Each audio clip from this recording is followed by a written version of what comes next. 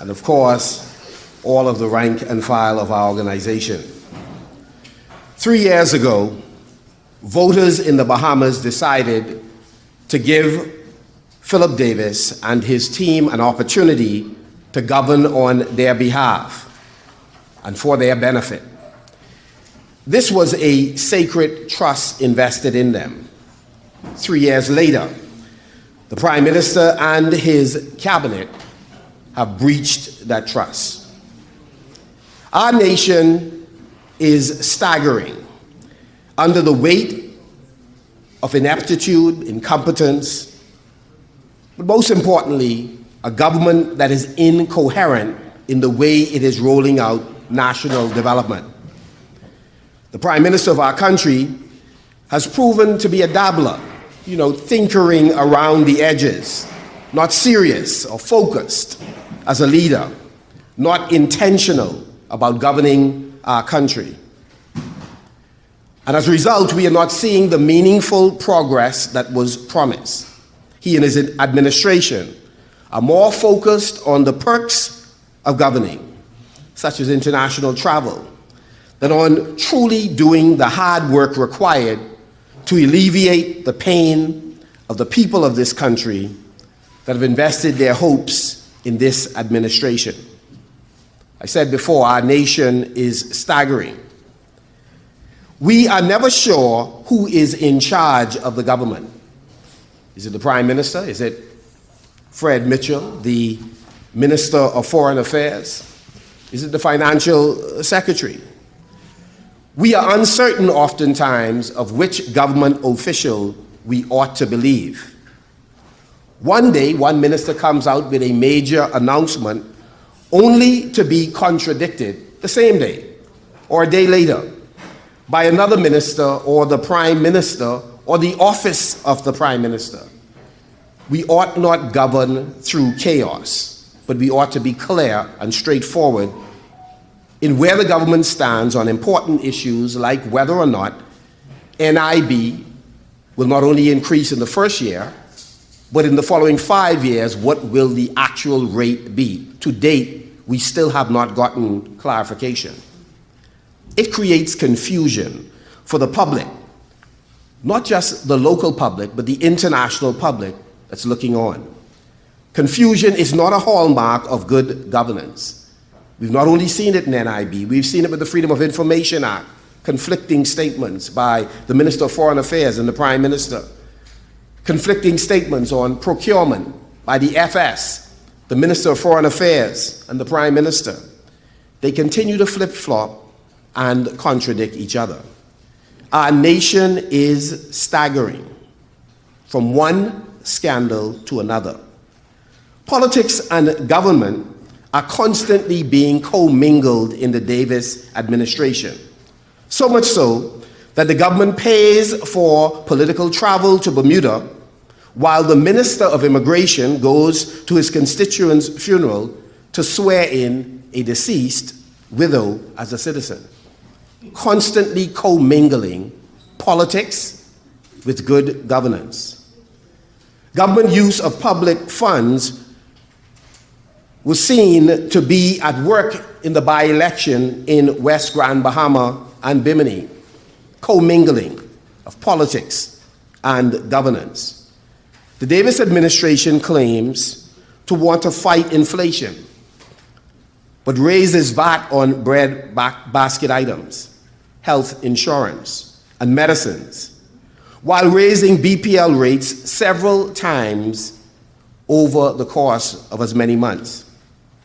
Fees are being raised here and there, while business people are being terrorized by the so-called compliance task force. We are staggering from issue to issue that this government is having challenges in resolving. Incidentally, we have yet to see the deal that the government has signed with those who they have determined will take over BPL. We would like a complete and transparent disclosure of what is the arrangement on the power generation side. later documents on the transmission and distribution side explain to us who will build the pipeline from Clifton to Blue Hills. Again, the government failed to disclose. Despite claiming to reach record-breaking tourism numbers, the economy's performance, according to recently released GDP numbers, is about the same as pre-pandemic numbers. In Grand Bahama, however, the numbers are even lower. Unemployment is down one quarter and then up the next quarter. What are we to believe? But generally near double digits.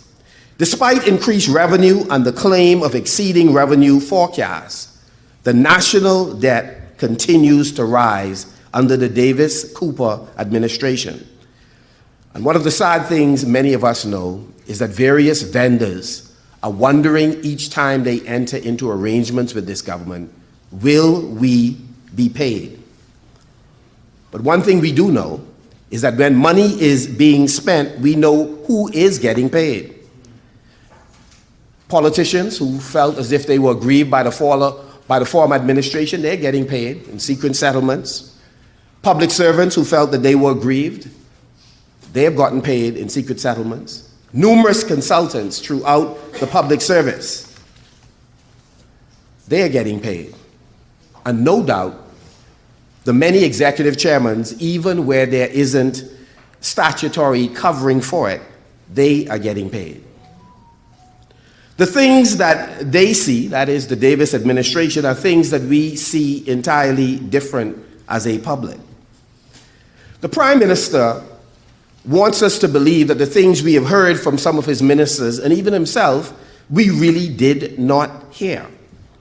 Fred Mitchell says we have no real commitment to the Freedom of Information Act. Then the Prime Minister comes back and tells us, you really didn't hear that. And Fred says, you didn't hear what I said the last time.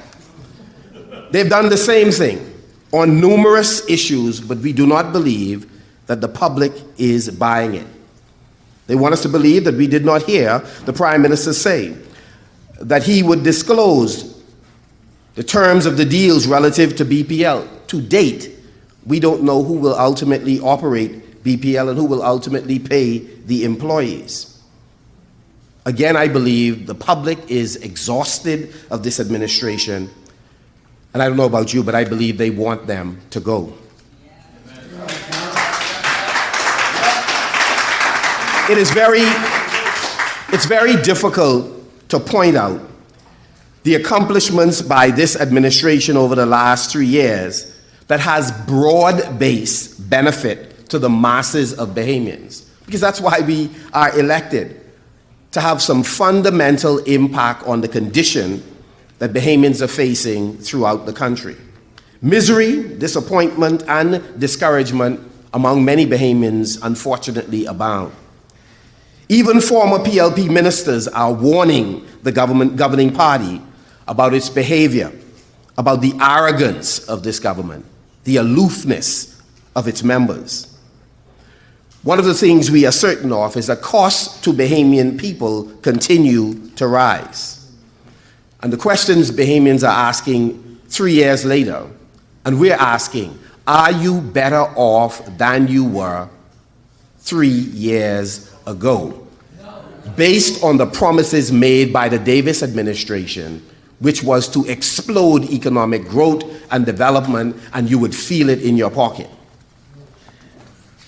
One of the things that they have done that have been startling to us, how is it possible, given the healthcare challenges we face as a country, to put VAT on medicine? How is it possible for you in good conscience to seek and be approved by ERCA for hike in electricity rates? How, in good conscience, can you increase air freight costs, increase the cost of Grand Bahama taxes and fees and business licenses? How can you, in good conscience, increase passenger tax on Bahamians as well? And how can you increase custom fees?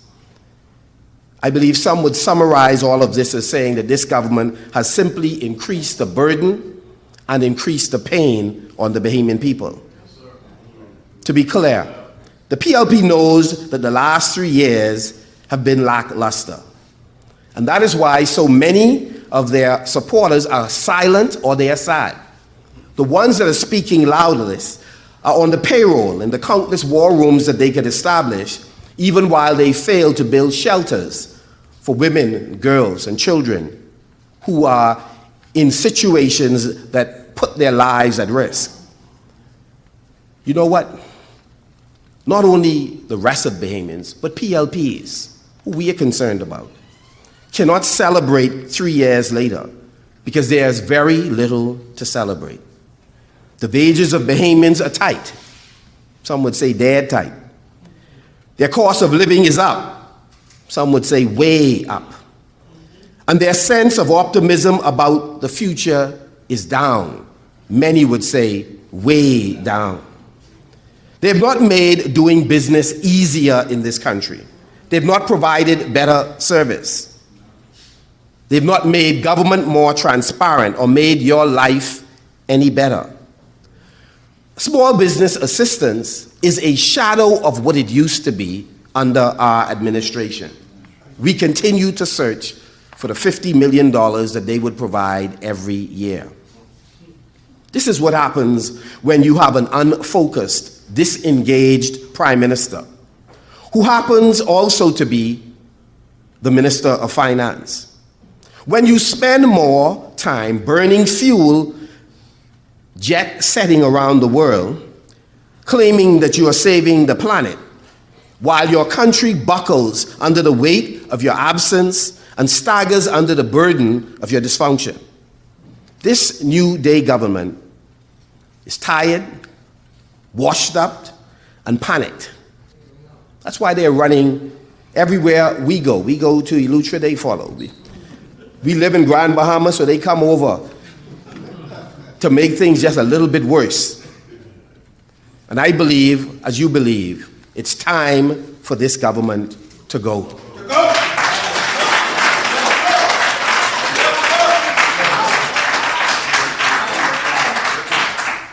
The Minister of Foreign Affairs believes that the PLP needs another term. The Prime Minister said as much recently. They need another term to complete their agenda. We are still waiting for them to show up to work today. They also talk about this brand new day.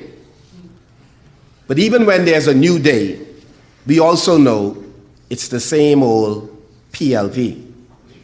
And while they live large and in charge, you must face the reality that life is no better now than when they made all of those lavish promises of how they would change our lives.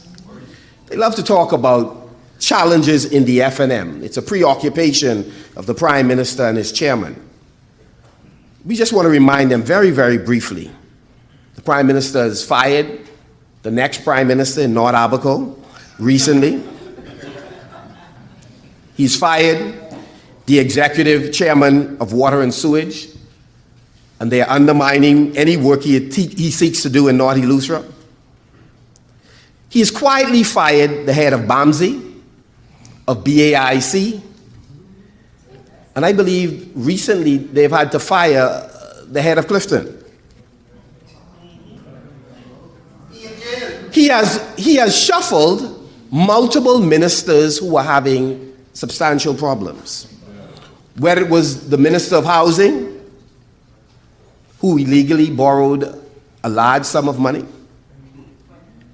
whether it's the Minister of Immigration, who was in battle for multiple issues, too numerous for us to mention today, or whether it was the Minister with responsibility for BPL. I would think that this small list of the many challenges they are having in their party, inclusive of the Prime Minister and the Chairman seeking to sideline the Deputy Prime Minister, not only in Grand Bahama, but we understand in the upcoming convention, they should focus on these issues and stay out of the FNM's business.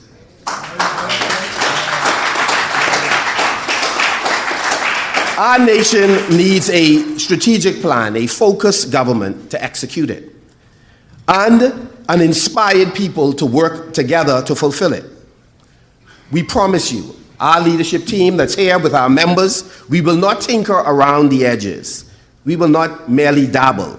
We'll be focused on our job, and we constantly will remind each other that we work for you. That's what serious governments do, and that's what they do on behalf of their people. We will focus on generating prosperity, reducing insecurity, building communities, and strengthening government's integrity, restoring trust in government. Today, the confidence of the Bahamian people are being eroded in many ways in the criminal justice system, because even when simple investigations ought to be carried out to restore trust, this government does not have the strength, the conviction, or the interest in conducting transparent investigations. Public infrastructure improvements are required, whether it's roads, water, waste systems, health facility, and the like. So we won't seek to dazzle you with fancy talk about pipe dreams. Where water is needed, we'll lay pipes.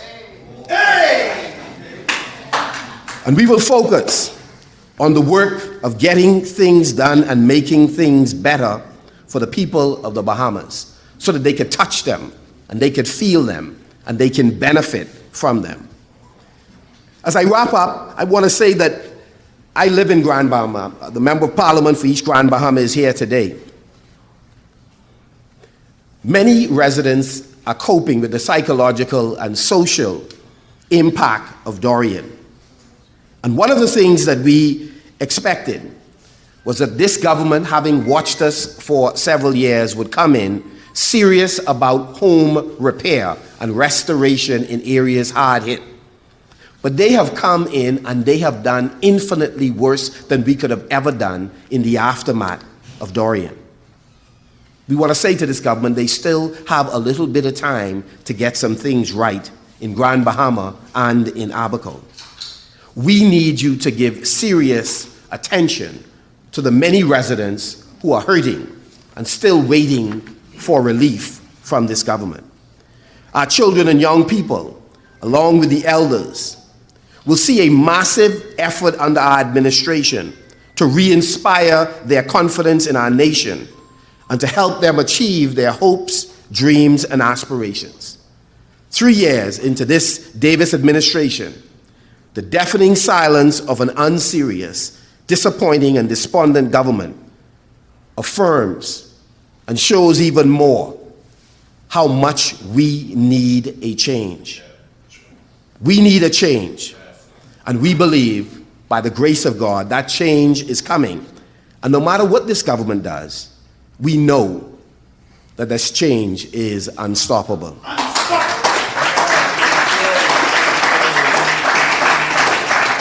I'm going to stop here, and we are happy to answer any of the questions that you have related to the 3 years that this administration has been in government.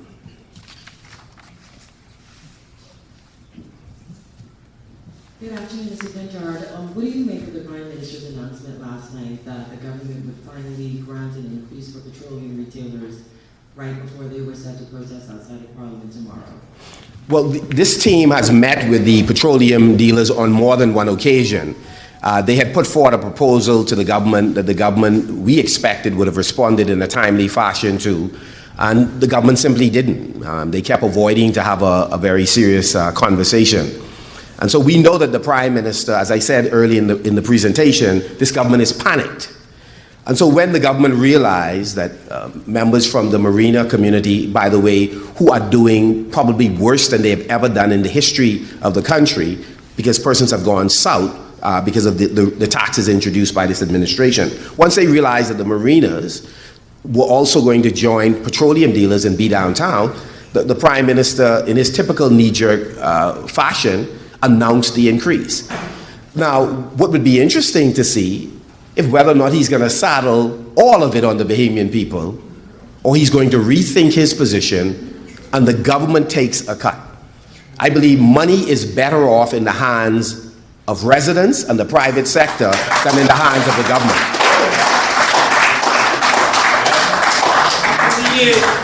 And you know, one of the things I want to remind folks of, unrelated to that question, is that we have been out of office for 3 years. No Dorian, no pandemic, and yet this government continues to talk about the FNM when we were in government. And yet they cannot explain what monumental things they have done, having not had to face a Dorian or a pandemic. Any other questions?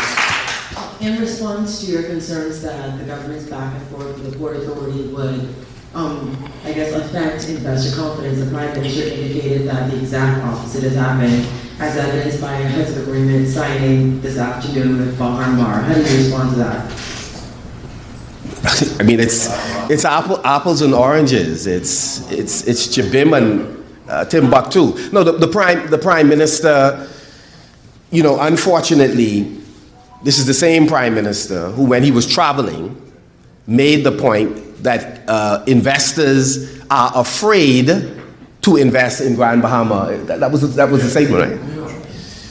The Prime Minister has sought to convince persons who have been working on investments in Grand Bahama, including the Port Authority, to attribute any progress having been made on those ventures to them. This is the kind of infantile, childish discussions we are engaging in. Port Authority and the government squabbling over who's responsible for the investments in the pipeline. We certainly know that the government has had very little to do with many of them, because many of them predated this government, including the expansion at the shipyard that they were signing. And he was laughing a lot with the very people that he seeks to give the Bahamian people the impression that he's at war with.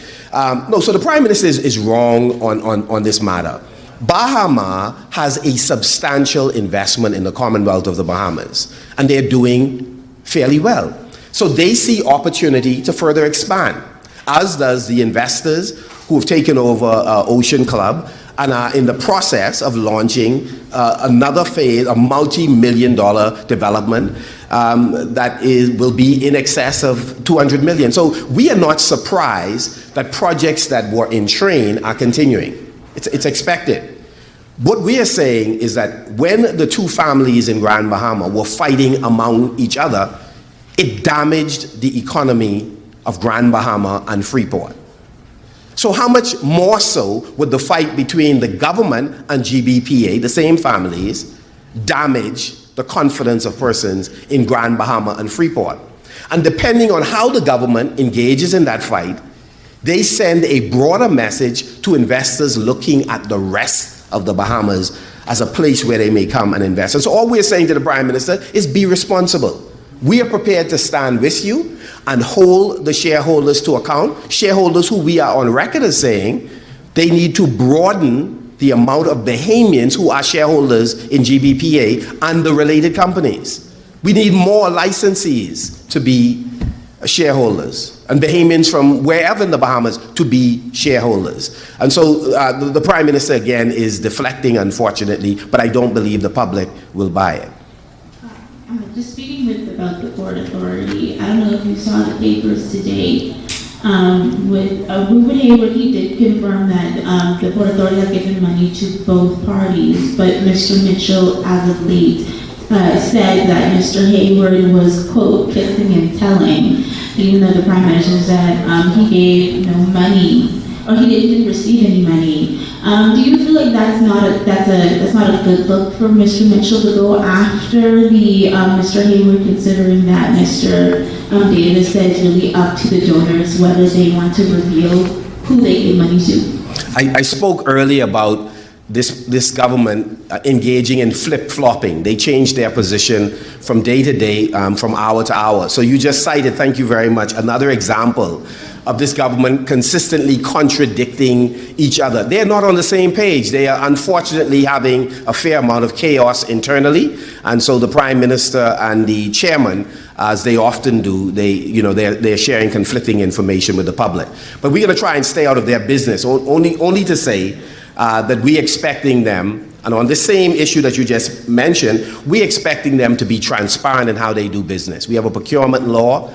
Over the last 3 years, we have spoken to members of the media about the government's failure to engage in competitive bidding on massive contracts. So we do not know to date the terms of some of the arrangements that they have in the country, and we believe that it is flat out a violation of the law and it is wrong. Remember, this is the same administration that promised to pass anti-corruption legislation within the first 100 days of them coming to office. I believe we are more than 1,000 days out from that time, and yet we haven't really seen those legislations. So their word is very difficult to accept.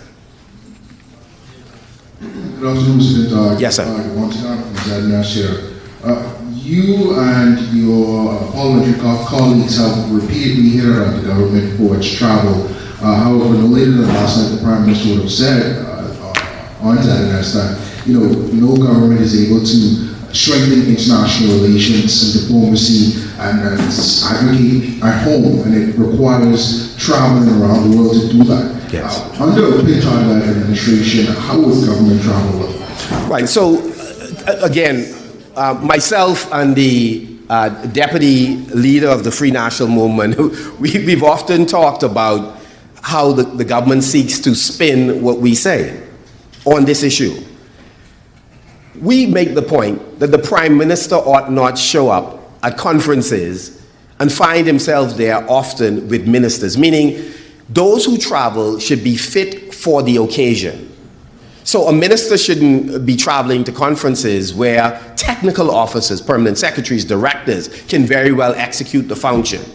We shouldn't leave the Bahamas to go halfway around the world if we have an office in Brussels or London with an officer who has the capacity to manage those negotiations.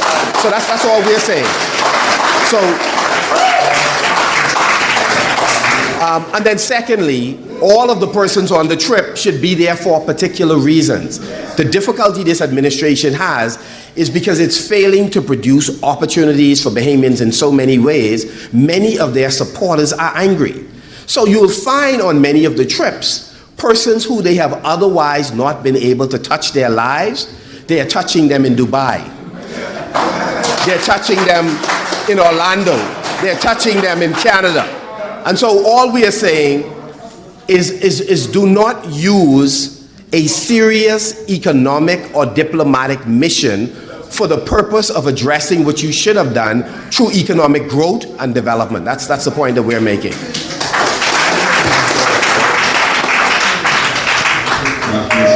Joshua Williams from our News. Now, last week, Water and Sewage Corporation would have signed a contract with Consolidated Water Bahamas Limited, and the question was posed to the Prime Minister on criticism that he takes too long to do things for his constituency in Cat Island, and his response is, when sometimes politics gets in the way, his party is not about stopping contracts that were signed by previous administrations when it benefits the people.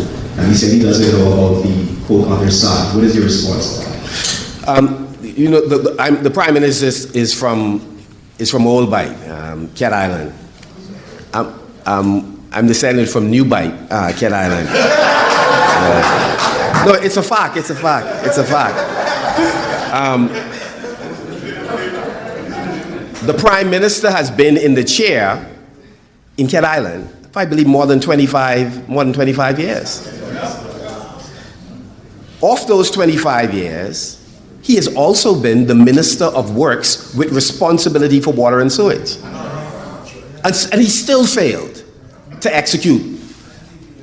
The Member of Parliament for Long Island has done more substantial work in terms of water and sewage than the Prime Minister. So, I say to people that the Prime Minister, for a number of individuals he has helped individually, he's a patronage man. But what he is not is someone with a large vision about creating an infrastructure for economic growth and development and an ecosystem where people who are minded to work hard and smart can flourish in this country. That's what he's not. And so issues like putting in proper infrastructure would not have been a part of his natural makeup in governance. So I'm not surprised that he is, as he is exiting politics, signing agreements to take care of things that his constituents should have benefited from 20 years ago.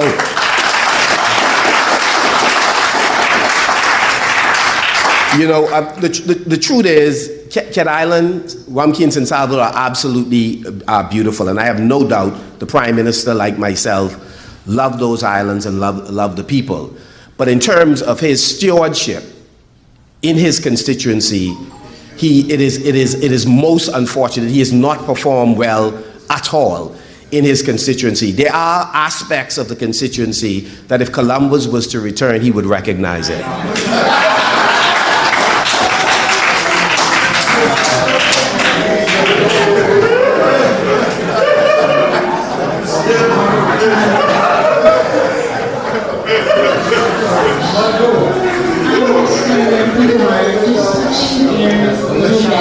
Yes. I know the training sessions for hopeful candidates have started. How far are we along? Are we starting on the second cohort trenches yet?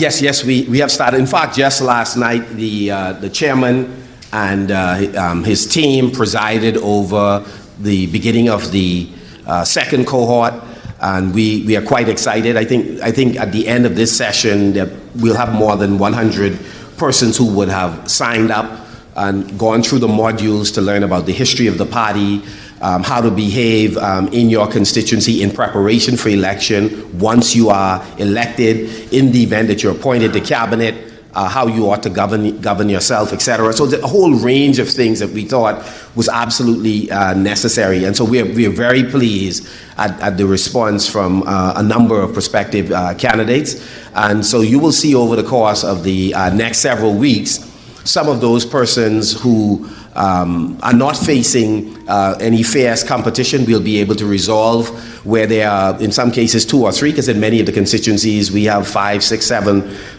persons vying, but we will be able to resolve some of those, and in an official way, we'll be rolling out those candidates shortly. We see that. So we're excited, and many times as you move through the community, residents are anxious to throw their weight behind a single candidate, and so we're working towards making that happen. I know we're far along, and I know there's many layers, as the chairman says, as to vying or certifying a candidate. But what would be the discussion, or what would happen regarding Mr. Gibson if he said he did want to run? Because many court observers have believed this case will go on, and it could be an awkward predicament if he's still facing this trial while candidate running. So what would be the predicament if he's still facing these cases? Will he be, overlooked, or what would happen? It's no need for us to speculate on that. Mr. Gibson is a young man with a family. His family is in the midst of one of the worst possible experience any family can face. And he is addressing those issues the correct way by having a team of attorneys to look at the matter that he is facing. And so what we will do is what we have done, provide moral support to our brother as he goes through the difficult time that he has. We won't speculate on one small aspect of his life, which is a public service. We are concerned about him, his wife, and his child, who incidentally have been having problems being, his wife has been, we've not been getting cooperation from this government in simply registering his wife as his spouse and his child as his child. I've raised this matter before. So it's, so these are issues that we are concerned about. And so these are so again, that matter, there will be time to address that issue. And unfortunately, this is not the time to address it. And we wish our brother well. But if you want to discuss candidates, we are fairly confident that the Prime Minister does not intend to run at least 13 of his candidates. Among them, I can provide you with the constituencies because of the tremendous difficulty when you fire multiple chairmen and not tell the public why, which I think you're duty bound to, and you should disclose those chairmen who lost their job, are they still being paid? Because we'd like to know, are they still being paid by whether it's BAIC or BAMSI or any of the other corporation? Because that's very important, and I think that's a question you should put to them. If you fire someone as a PAL SEC, did you provide funding for them otherwise to survive? And is it coming from the public treasury or is it through a private entity? If it's private, then that's your business. If it's from the public, then that's something that should be addressed. So they have some significant personnel issues that they're grappling with. And so I think those are more interesting to discuss only because they are in government with real responsibility right now for managing this country effectively. And Mr. Gibson Wilbin. Could you just provide clarification on the statement that he's having his problems registering his wife as his wife and his child as a child? Like, what difficulties would he possibly face? That could you just provide some kind of? No, that again. I think you should have a conversation with Mr. Gibson so that he. But I raised it. This is the second time that I've raised this matter because it had weighed on him that he could not get cooperation, and I in particular encouraged the Attorney General to look into the matter. And if I was being mischievous, I would say again, in order to resolve it for Mr. Gibson. So I would just recommend that you speak with him concerning it, but it is a most unfortunate situation to put a Bahamian family through. And how long have they been going through this? No, speak with Mr. Gibson, please. I'm going to leave that there. Yeah, please. Please. Speak. So are you saying that you can begin seeing you roll out candidates this year, and also how do you respond to the AFNER chairman who says this entire training module is just a ruse to get rid of Hewitt Minutes and Iron Lewis? The FNM chairman said, you said the... No, the PLP chairman, forgive me, sorry. The PLP chairman here, he said this entire training exercise is a ruse to rid the party. Could we have eyewitness just come and fix their mic, please?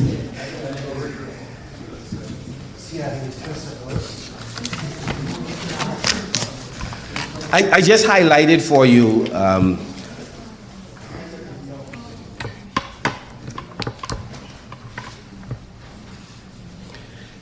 do you think the Prime Minister would be prepared to go on with Eyewitness and Our News to have one of them also interview him? Okay, crickets. No, so again, I just highlighted for you much of the mischief that Mr. Mitchell has engaged in around freedom of information, saying one thing, then denying it after the Prime Minister put pressure on him. The same thing he said about procurement, that we don't accept the procurement bill as you left it in place, and then it changed, and he still says we're not complying with it. So I really wouldn't dignify any of the comments that he has to make. He has enough challenges in the Progressive Liberal Party that he needs to resolve with respect to the more than 13 persons that they don't plan to run anymore. In fact, they're even considering whether or not they should run him, and so. Because he has been the gift that keeps on giving. He is the, he tells what the PLP are really thinking, that we don't care about freedom of information. We don't care about procurement, because he's reached that stage in his life. So I don't want him to get mixed up in the Free National Movement business. Our family will have conversations among ourselves and make whatever determinations are in our best interest. And we are pulling for Robin Lyons, by the way, in the next convention.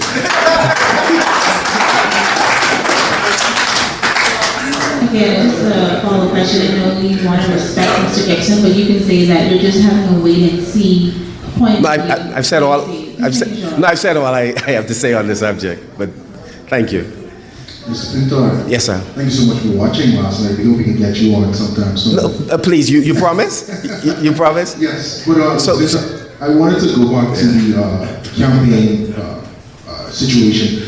Have you and your other parliamentary colleagues already completed the necessary training sessions? For the candidates training? No, as I mentioned earlier, we are in the midst of the second cohort. More than 50 persons participated in the first cohort, I think about 11 weeks or so, and we're now in the second. We commenced last night, I believe. Our speaker was the Honorable Italia Rome Johnson, and so, yeah, we're in the midst of the second training cohort. But have you and the other six FNM MPs already completed? Yeah, the majority of us have gone through it already, and the remainder, I believe, are in this session as well. So you can speak to, I believe all of us are in this session as well, or certainly the remainder. So we expect everybody who is interested in running. I'm sure they will all participate, and everyone is welcome. We're hearing concerns of government possibly going cleaning insurance monies over insurance owed by police. Sorry, who's asking the question? I can't see. Subordinates. Okay, sorry. Yes, we're hearing concerns of government possibly going clean insurance money for outstanding payments for police. What are you hearing from that? For the police? For the police, yes. I'm not in a position to comment on that, but I would say this. Successive administrations have owed Kalina on the insurance, so that would not be surprising. The amount I'm unaware of. And so if one of our colleagues have the details, you're more than happy to provide it.